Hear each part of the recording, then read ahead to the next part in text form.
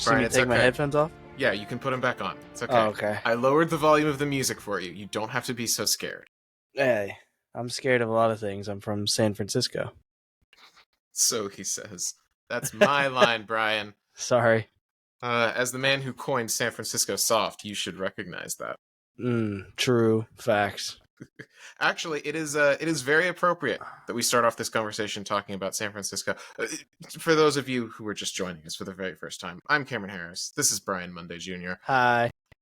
We have a lot to talk about today. And we don't have a lot of time to talk about it because we're very busy prepping for some big shoots this week. But we wanted to take the time. We wanted to make sure that you guys didn't go without us talking about new camera hardware or random things. Or random things, but really mostly we have a very specific. We're setting our sights on a very specific thing today. Yeah, there's no side tangents at all. No, absolutely not. They are illegal. I can already see you just like your face turning red of like all the side tangents building up inside of you. I already have ideas.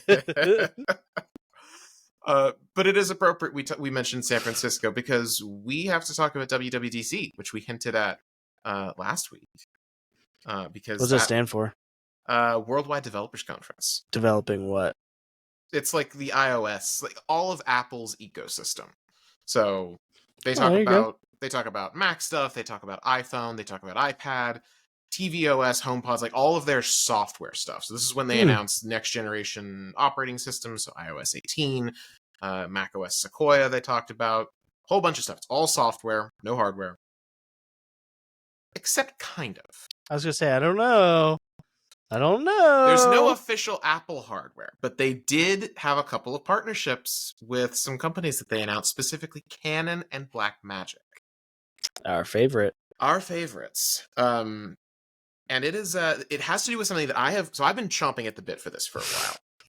I think I even talked to you a little bit about this at the beginning of this year when the Vision Pro, Apple's big VR headset thing that costs an insane amount of money. I went to an Apple store a few weeks after the thing first launched, and you can book a demo. And you can like do all the stuff. It's a very cool piece of tech. It's outrageously expensive, but it is very cool.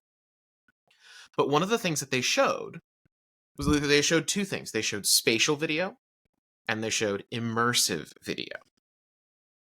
So immersive, which honestly, the immersive one is the thing I'm really excited about. Would it make me nauseous? Possibly. It depends. How are you in VR? Have you done VR stuff before? Oh, yeah. I had a VR for... I think I had a VR when we met. I used it like 3 or 4 times, and there was literally like the third time I literally was... I don't remember what game I was playing. It was like a Battle Royale game or something that you just get for free, because I still wasn't super adept to it yet. Okay. I haven't... But essentially, I was playing this game, and I just out of nowhere got really, really, really, really, really like motion sick.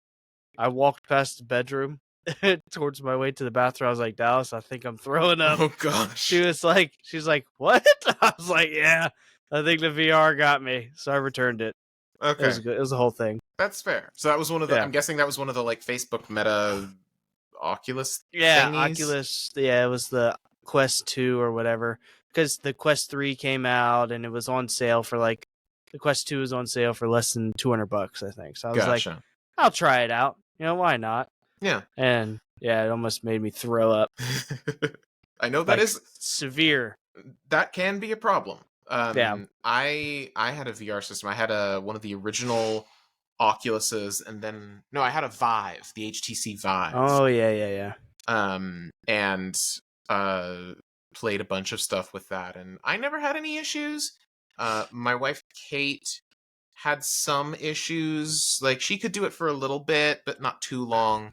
So yeah, I'd be curious. We should book, because I think you can still book Vision Pro demos. We should book you a demo. Oh boy. And get you in there. It's only like 10 minutes. But I'm curious to see what your experience would be, because one of the things that Apple has touted that like you get because you're spending 10 times as much money as you would on something like a a Meta Facebook thing, whatever the Quest. the Quest. That's right. Well, Jeez, I just said it. But it used to be Oculus, and then it became Quest. Their branding's all over the place. Well, I mean, they bought it. Yeah, but like it was still called Oculus for a hot minute. Now it's the Quest stuff. Nah.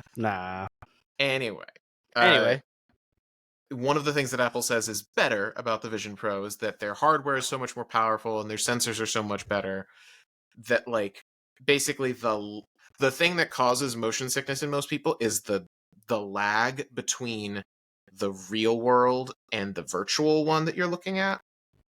And some people are just more sensitive to that offset. So that's where you get a lot of motion sickness from, and the Vision Pro is apparently better at that. No lag, yay. Yeah, I mean, that's a talking point from Apple. Can neither confirm nor deny, especially because I apparently am relatively resilient to that, like, that difference, that offset. Of all things. Yeah, that's my superpower. That's your San Francisco benefit. Yep.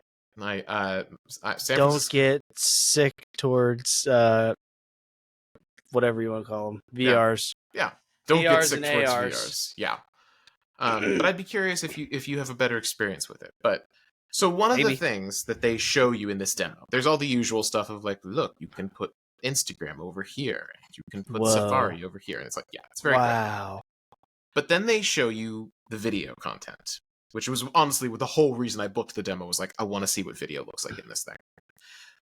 So there's like some of the default stuff, like you watch a regular video, it appears as a 2-dimensional like box in your vision, like it's a flat thing, you can put it anywhere. That's whatever. Yeah. You can do the same thing with 3D movies. So like a lot of Pixar movies are in 3D and like Pixar. Yeah.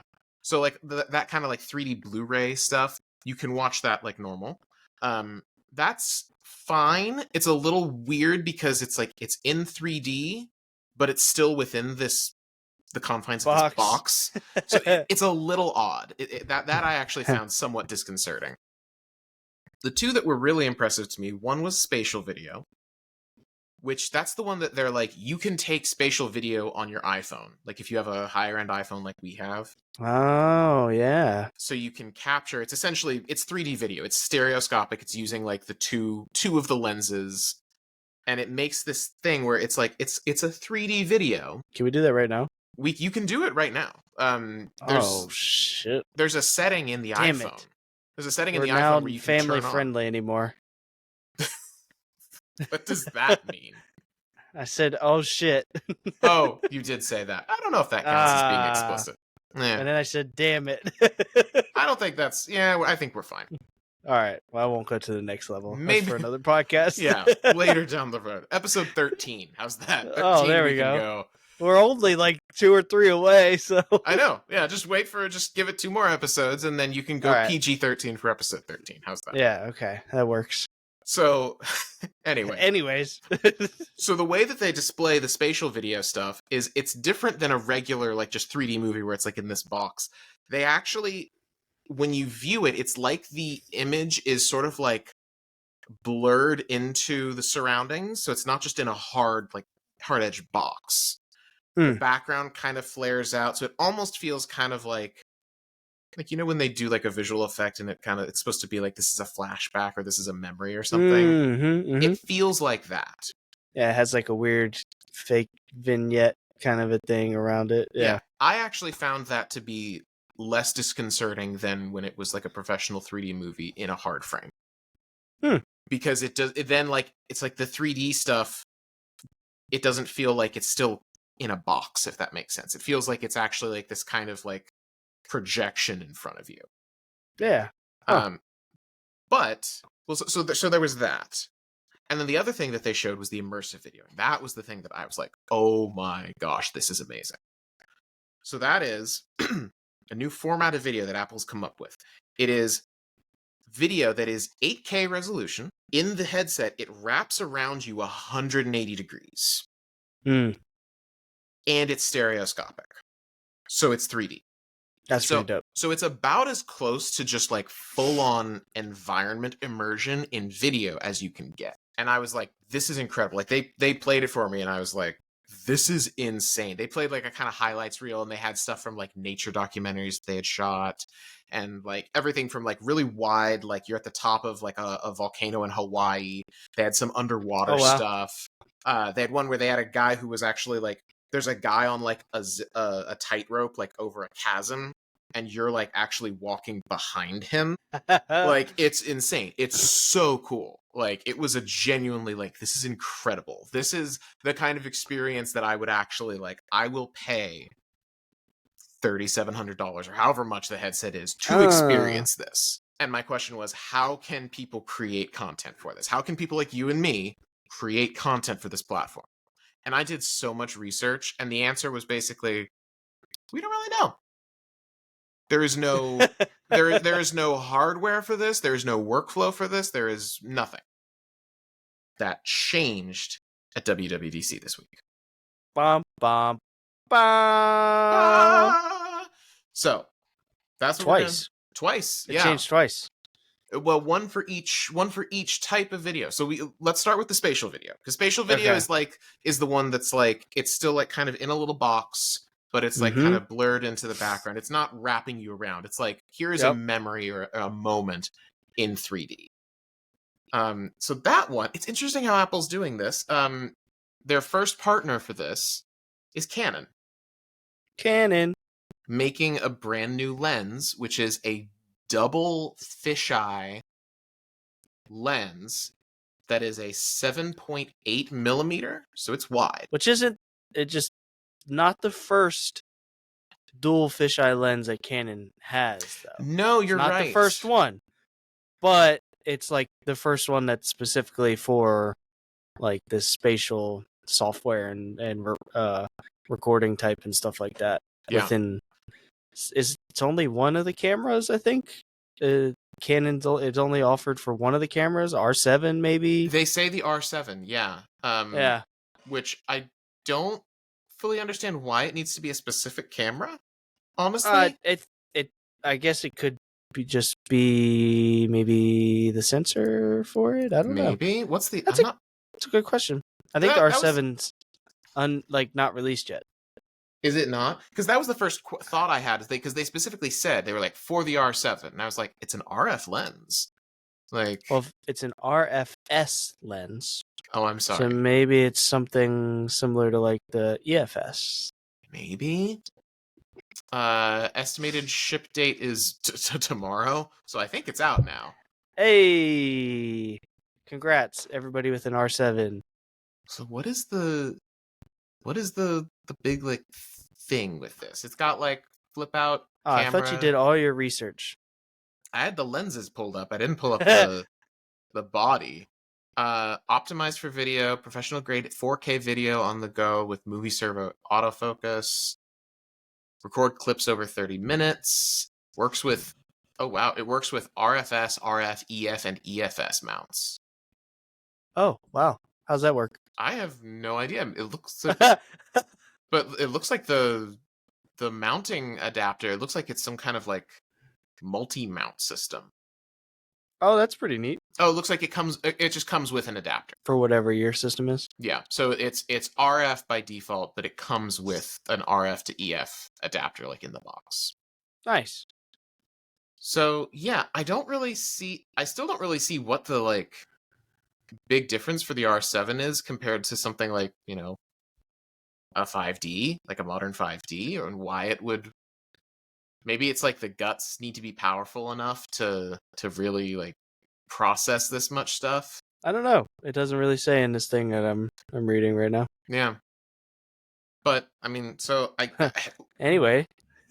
But when you look at it, like the R7 is a $1,500 camera. It's actually on sale for $1,400 from Amazon right now. So that's a $1,500 body, and then you get it with how much? It's $1,500. That's it. That's it. That's the body. They don't really say, which is a great price. It is. It's a good entry price. Yeah, they don't say how much the lens is going for, because like the press release for both of these things we're talking about say that they are being developed. It says Canon developing new RF 7.8 millimeter lens. So I think they're still getting it figured out, and they say like between September and December of this year. So coming out later this year. And to do this would require a firmware update that will come out at the same time of the lens. So my guess is the R7 is the only one getting that firmware.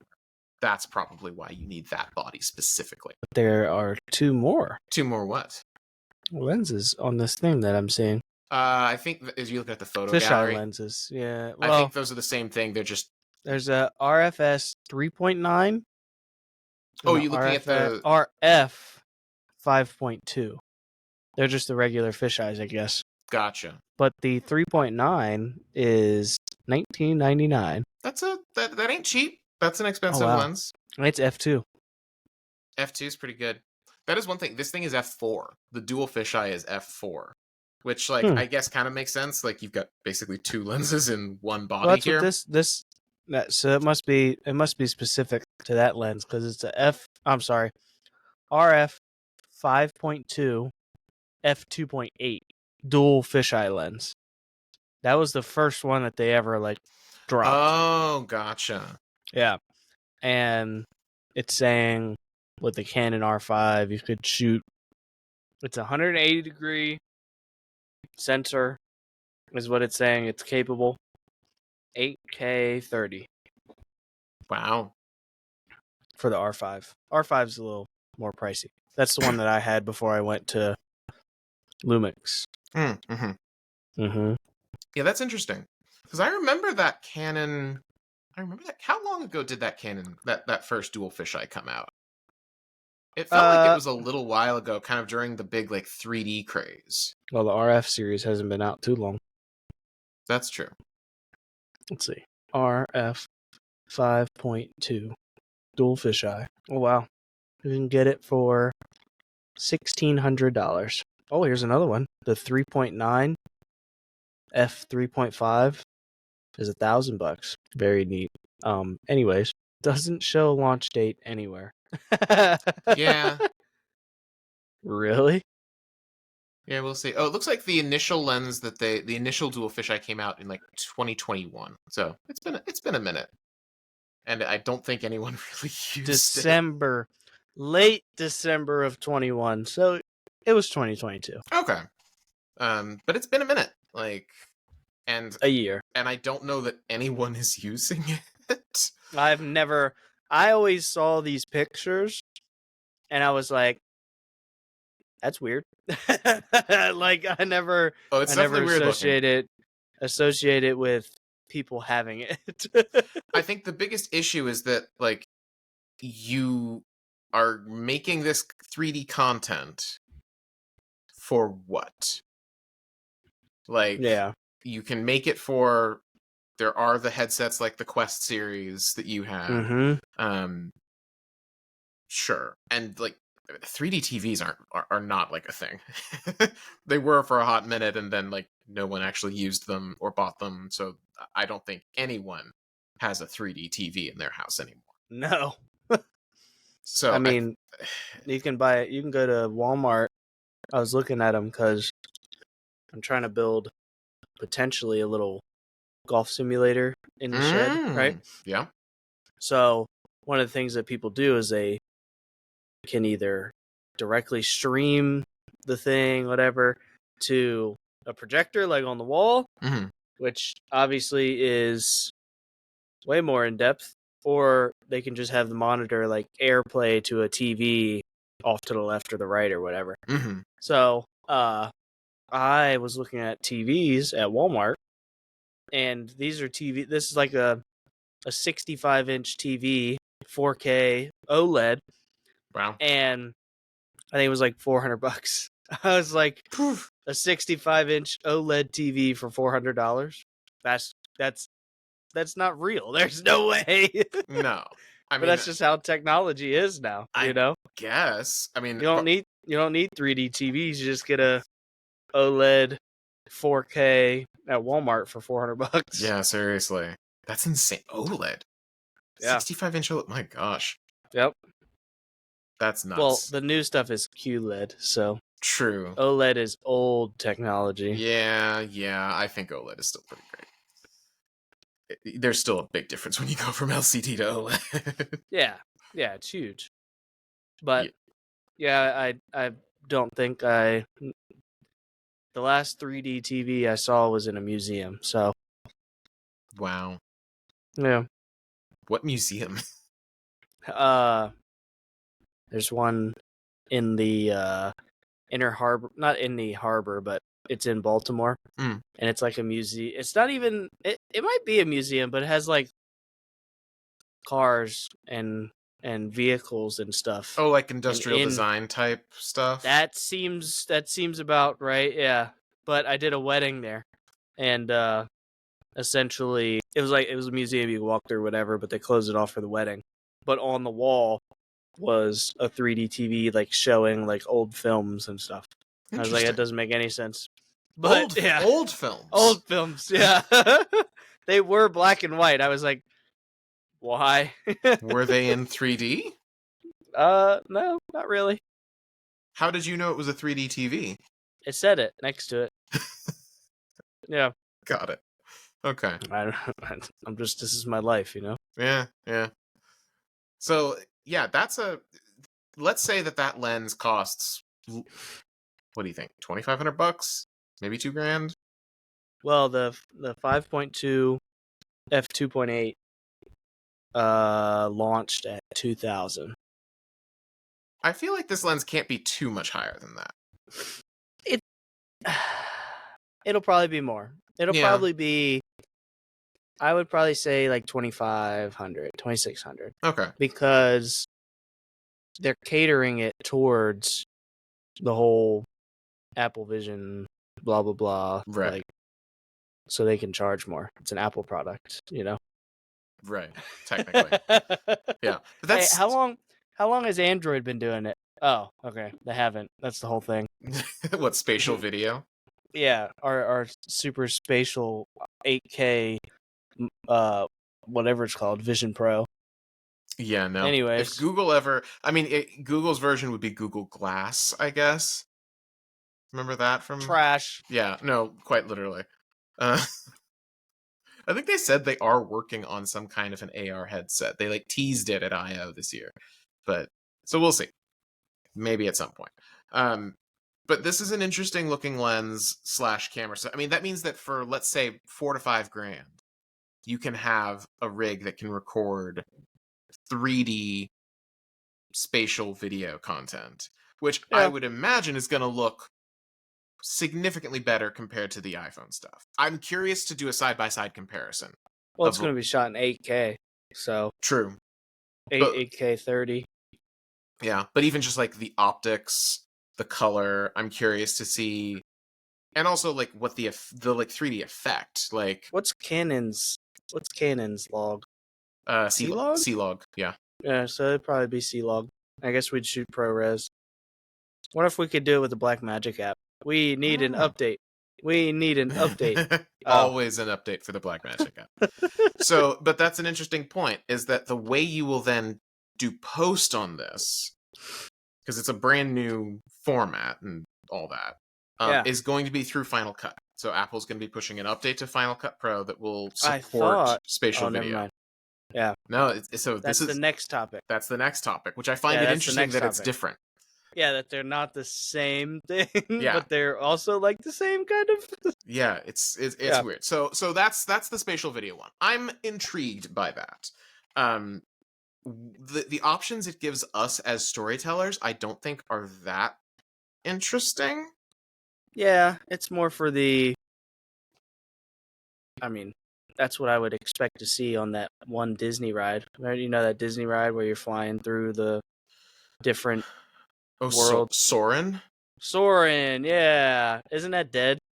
No, it still exists, I think. Oh, okay. Well, you can't say I think and be so confident with saying it still exists. I'm pretty sure it still exists, because I went on it the last time I was there, and I haven't seen anything about them taking it down.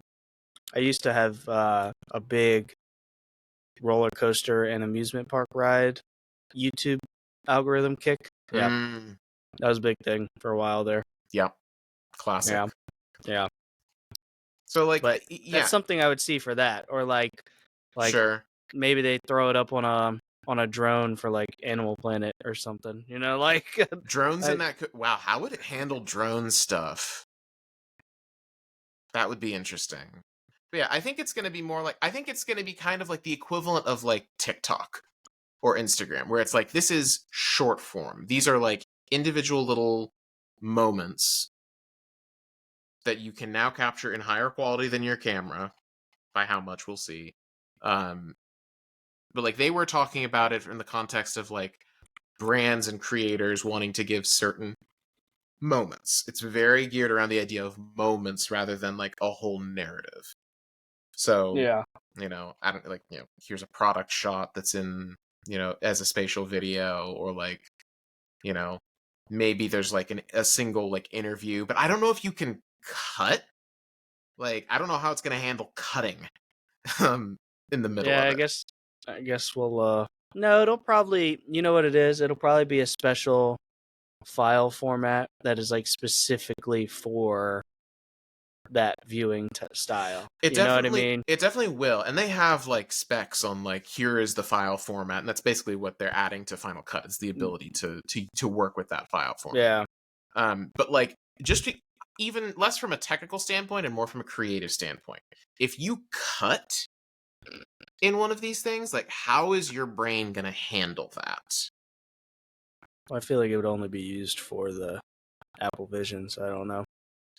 But that's what I'm saying. Like, if it's this weird kind of like hollow projection thing in the Vision Pro, if that suddenly cuts to like a different angle or to something different, is that going to work? Like, is your brain going to be okay with that, or is it going to like freak out your subconscious? Brain might fry. I don't know. Brain might fry. We will see. Try it out. You could be the first to try it. Happy to. Absolutely happy to. If it fries, it's okay. Yeah. I'll take care of Purple Donut. It's fine. Cool. Yeah, I won't be missed for long. Until I have to start editing things. Yeah. Oh yeah, and then you're gonna miss me when I'm gone. That's for sure. Okay, let's move on to the other thing, topic. which honestly, this is the one that I am really excited about. So like, Canon R7 with the dual lens, that gives you those little like moments in spatial. Yeah. Cool. But I was wondering for a while, I was like, this immersive video that they're touting. Stereoscopic 8K 180 degrees. How are they doing this? We now know how they are doing it. And it is with a Blackmagic camera. Bum, bum. Specifically, what are they calling this? They're calling it, do they even have a name for it? The Ursa Cine Immersive. Cine Immersive. The fact that they did not call it Cinemersive is major missed opportunity. Kind of sad. But this thing looks insane. Like, it looks like, you know what it kind of... My favorite part is the really little antenna on the butt. Yeah, why is there an antenna on it? Is that like, is that on the normal Ursa Cine? Like, hold on. No, there's no way. Why does it have a thing? I don't understand. Hold on, I'm going to home. So there's the Ursa Cine. Hold on. The new Ursa Cine 12K has the antenna. It does. High speed Wi-Fi, 10 gig Ethernet, or mobile data for network connections. That's the one. I think you don't see it a lot in a lot of the images, and I think you might be able to take it off, but it is definitely there. So our new Cine 12K that we ordered is going to have it. This is news to me that we ordered one. But yes, it would. But like, let's be real. The antenna is not the weird thing here. The weird thing is the like bug eyes at the front. No. It's 100% the antenna. Yeah, the antenna ruins it. So I think is this the first time that Blackmagic has had lenses that are like internal? I think it is. I think they've always had detached lenses. The only other thing, I thought there was a version of the Studio that wasn't interchangeable. Not that I know of. I think they all either used Micro Four Thirds or EF. I could be wrong. I haven't looked at some of the older studios in a while, but Yeah, so this is not them coming out with a thing of like, we thought maybe at first that this was like a module or another lens, like the Canon dual fisheye lens that you could click onto an existing Ursa Cine. That is not the case. These lenses are baked in. This is an all-in-one box, specifically made to do this immersive video. Yeah, I don't see any that aren't detachable. I think it's the first time, I think that means it's the first time that Blackmagic is making their own optics, which is fascinating too. Oh snap! We're about to get Blackmagic glass, baby. I would be so curious to see that. I really would. It would have to be like, oh yeah, you don't know about Blazar. I was gonna send you Blazar here. Oh, I think you might have mentioned Blazar to me at one point. That I sounds mentioned familiar. it, but you still didn't know. Yeah, I didn't know about it. Here, I'll share it to you. Oh, why is there an arrow on their website? An arrow? Yeah, I'll show you. Can you just give me a second, Cam? Well, Holy I'm cow. sorry. I'm excited. Look at these lenses and tell me you wouldn't think this would be, like, hot. Hot, like temperature-wise, or No, just like, oh wow, like, sexy. that is very. Oh yeah, Oh wow, they turn your cursor into an arrow to navigate a slideshow. That's what I'm talking about. I don't like that. Yeah, it confused me. They are very pretty looking, though. Those feel like if Apple made lenses, they would look like those. That's valid.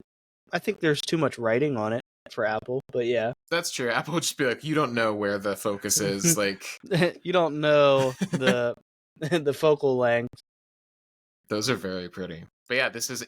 They say it is a Hold on, where was it? A custom lens system a fixed custom lens system pre-installed on the body, designed specifically for Apple immersive video. Nice. So this sensor that they have in this thing delivers 8160 by 7200 resolution, so full 8K resolution per eye. Oh yeah, it's a dual 8K. Because you need sensor, need a full 8K image, one for each eye. So that's why 3D 8K is insane to me. Mm-hmm. And like that was the big thing I was thinking, like, okay, yeah, you can shoot 8K. You could get a lens system that could do 8K 180 degrees, but how do you do that in stereo?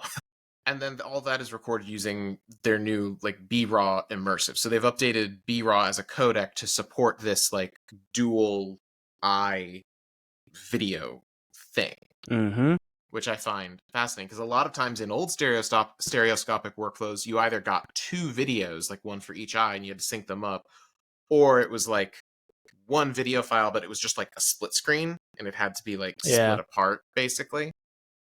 The thing that I find so interesting about this is that to edit this immersive video, you will use DaVinci Resolve, not Final Cut. So Apple's own editor won't be able to process these types of files. Which makes sense. Final Cut is inferior. I mean, yes, it is. But like that seems so unlike Apple to be like, okay, yeah, if you want to do this like really high-end stuff, you're going to have to use someone else's editor. Well, Nikon bought Red. Wait, are you suggesting that Apple could buy Blackmagic? Is that what you're saying? Apple doesn't have cameras. I mean, they've got the phone cameras. But yeah, you got the phone cameras. Are any of the phone cameras approved by Netflix? No. No, and I also don't care what cameras are approved by Netflix. I'll be 100% But listen, honest Cam, with just you. because you don't care, other people do. Netflix cares. Yes. But when you're a filmmaker that's like starting out, that's like the first thing you Google is what camera can I buy on a budget that's graded for Netflix. Yeah. And are the this shows how much I care about what Netflix approves and doesn't approve. Are the Blackmagics, are any of the Blackmagics on their list? There are a few on the list, yes. Interesting. They are in the Ursa line, but yes, of course. they're on the list. Right. Yeah. Well, this is part of the Ursa line. This immersive thing. Exactly. You want to... Okay, so if you haven't Googled this already, I want you to take a stab. Okay. Yeah. I want you to guess.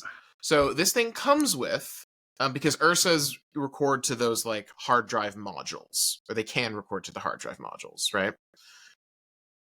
So it comes with an 8K, or sorry, an 8 terabyte hard drive module. So 8 terabytes of storage. It comes with it. It comes with it. Okay. Which, I mean, very, very nice of them to do that. I mean, it comes with everything else. It comes with the lenses built in and all that stuff. So, yeah, sure. It makes sense.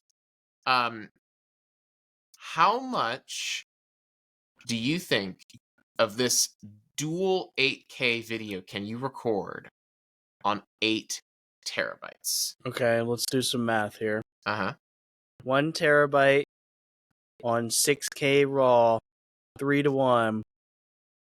I can get an hour. Mm-hmm. Okay. And they don't say what setting, like if there's a, they don't even say if there is a quality setting. There might not be. It might just be like what you get is what you get. Okay, so if I had 2 6Ks with 1 terabyte storage, that's 30 minutes. So let's round up to 8K. So then it's 2 8Ks.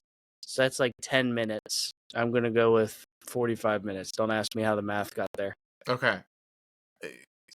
So you're low. On it's 8 actually, terabytes. On 8 terabytes. I'm low. You're low. You get more than 45 minutes. Oh, okay. You get more than that. But with 8 terabytes. With 8 terabytes, yeah. They say you can get quote over 2 hours. Okay. On 8 terabytes. On 8 terabytes. So that's 4 terabytes a sensor, essentially. Yeah. That means that it's hold on. That means hold on. So if 2 hours, that's 120 minutes. My God. 120. I don't know if I'm doing this math correctly. Probably not. Probably I've not. seen you math. Yeah. 120. That means, if my math is correct, that means that it is about 66 gigs a minute. Holy crap. So yeah, that's is big. I understand why it has to be big, but is big. So 1 terabyte would get you 15 minutes. Yep. It's it's not toying around. Oh, and it's probably like, if they give you the 8 terabyte media like with it, it has to be some sort of special speed something, because that's 2 8K sensors writing to one card. Yes, well, it's part of the it's part of their Ursa module stuff that I think they announced that at NAB. So that's all the new Ursa cameras have this. So it's like you dock it into a station and then it becomes available on the network and it does proxies and all that stuff. Yeah. Is this what was the camera that recorded proxies? Remember, it recorded proxies to like an SD card or something like that. Oh, what was that? That was the new C400, I think. Oh yeah. That was a pretty cool. I just was thinking about that. It says that this thing will also create small H.264 proxies, so it'll actually record those at the same time when you record. So then you can throw that over to the studio and start editing that stuff. Editing on the proxies while the other ones are still going. Which I think the proxies are like regular 2D. So you're just like editing normal video. Yeah, that's cool. Yeah. And then it says DaVinci Resolve is going to be the thing that actually cuts this stuff. So what do they say about that? World's first editing software for Apple Immersive Video. A new immersive video viewer will let editors pan, tilt, and roll clips for viewing on 2D monitors or on Apple Vision Pro.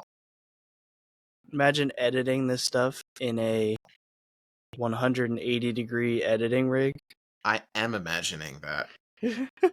I am, and I love it. Like, I'm picturing, like, you're wearing the Vision Pro while you're doing this. Yeah. So then you've basically got, like, your video suddenly is, like, your UI is this little window in front of you, and the video is just what you are in. All the way around, yeah. It would be insane. That'd be neat. That might be nauseating with how much I jump around but in clips, like when I'm trying to find a good moment. I believe that. I believe it. Yeah. So that's the those were the two big things that they said. They do not say how much it is. They have a section on the press release that says availability and price, and it says Ursa Cine Immersive and the update to DaVinci Resolve will be available later this year. All they say. What's our guess on price here? Oh gosh. Okay, so for that, I'm gonna need to look at. What did we say? Cine 12K was 17,000. 15,000. It looks like 15,000.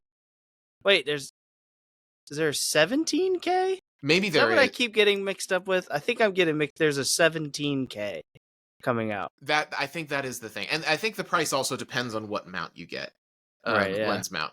But yeah, and the 17K, I don't think they've announced how much that costs either, because I think that is going to be a more like direct correlation. Because if you think about it, it's like this is two 8Ks, which adds up to 16K. So I would imagine they might be just using the 17K sensor. Maybe. I don't know if that's how that would work. Yeah, it does not. It does not say how much it is. B&H has a listing for it, but it just says coming soon. Figures. And it looks so unassuming. Like it No just big looks deal. like a normal Ursa. Yeah, everyone's just like, well, the 12K is 15 grand, so we'll see. What's your guess for that? For the 17K, I feel like we're gonna be in the 20s. Like I think What was the old 12? What was the Ursa Mini 12K's launch price? Ursa I would- Mini 12K. Yeah, I would search it up, but my computer was dying. So Yeah. Ursa, remember what we talked about earlier before I left your house? about how you're upgrading How your I laptop should get a might camera and Yeah. oh boy. So wait, you don't want the current one. I think the current one is the Mini 12K. Okay. So let's Not see. the Cine 12K. I want the Mini The 12K. Mini 12K. The Mini 12K is Because that's the one I told you we could buy right now for like $4 grand. That's right. Which was a Yeah. lie. No. It was right. It was like 4,600. Oh, was it? Okay. Yeah, but it's the one that Native's ISO is 800. That's it. Oh, yes, that's right. Yeah. Street price for that is 6,400. What was the launch price? Launch price? Oh gosh. That's what I was looking for. Launch price. And what year was that? It looks like the launch price was around 6K. Oh wow. 6,000. Wow, for what year? 2021. That was in August of 2021. That's when they had their press release. That's pretty cool. So not bad actually. Not bad. But I mean, that's the thing. Cine 12K is, what did we say? 15,000? 15,000. Yeah, thereabouts. So I feel like it's going to be a hefty jump up from that. My guess is going to be like 22,000, and I think that's potentially me lowballing it. Yeah. Are you saying for the 17 or for the 17? For 17. And I think the immersive one is probably going to be like 28. Dang, really?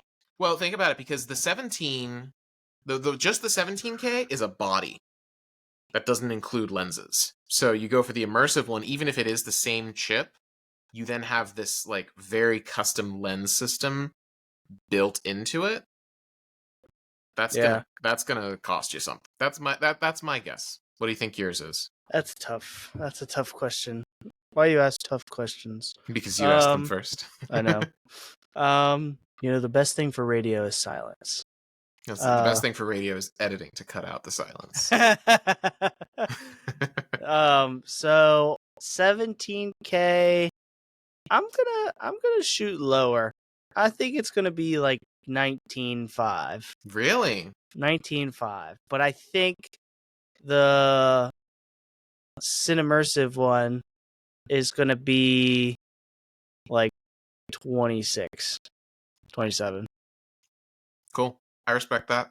Yeah, but super like I don't see, and this is this is probably what boomers thought about TV, right?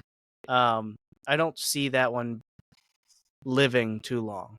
You know, like the immersive one? the immersive one. I don't know. I don't see that one having like how we have the 6K, the 6K G2, the 6K Pro, the 6K full frame. I don't see that one having as many renditions or buyers. I think that's very fair on both counts.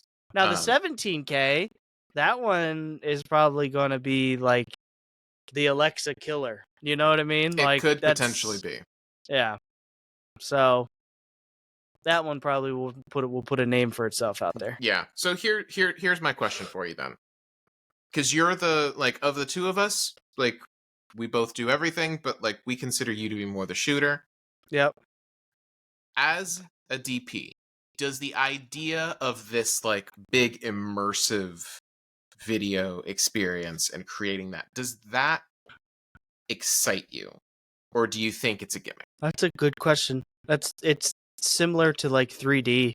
Like it was super hype, and then they put it in kids shows, and then that's where it lived for the rest of its life. You know what I mean? Yeah. Like I think this could be really hot for a minute, and maybe another company will come out, not Canon, not Blackmagic, will come out with another thing that might be a little more budget friendly. Now the Canon version, right? You get the fisheye, whatever. It's like $5,000, but I don't see another cinema line of cameras coming out with something for this Cine Immersive competition.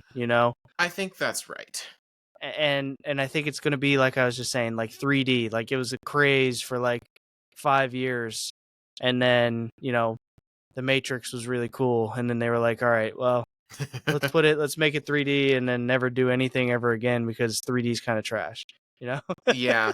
And I think the tricky thing is that like you need devices that can play back the stuff for this to be, viable. And how many people do you personally know that have Apple Vision Pros? 0 personally. Okay. Yeah.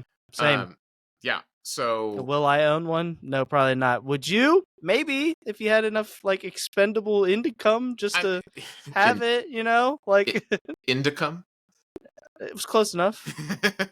Yeah, the main reason that I would want a Vision Pro, other than just like is cool, would be that's about it. Would be to do content for it. That was as soon as I saw that thing, I was like, okay, if anyone can make producing video for VR or AR or whatever, if anyone can make that somewhat mainstream, it would be Apple.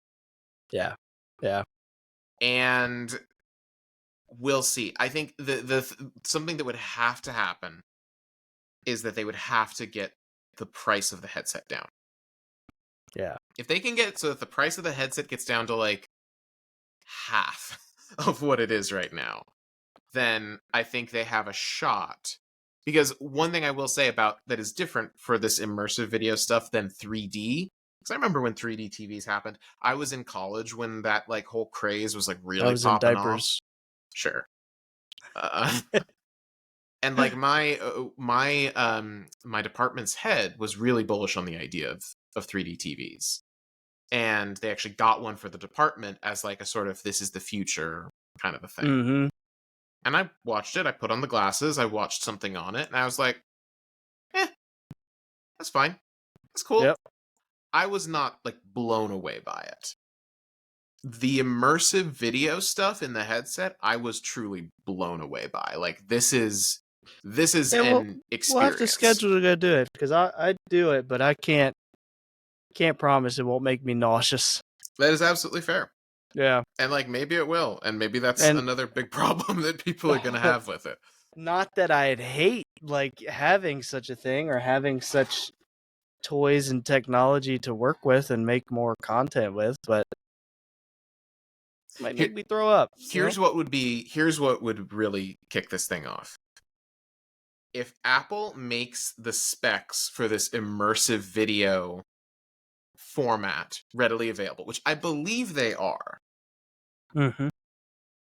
then there's nothing stopping someone like, Meta and their Quest lineup from adding the ability to play this stuff back in a Quest. You don't need a Vision Pro to get this experience. You just need a headset. So if suddenly a $300 headset is able to watch this same stuff, and Apple just, opens it up, or maybe even Apple has like an Apple TV app for the Quest, and you can go in and you can watch all these immersive things, that is when I think this would really, really get interesting. Just a question of whether Apple wants to go that route. Like, are they doing this because they want to make this a new form of media that everyone can experience, or are they doing this because they want to sell more headsets? It's a valid question too. Yeah.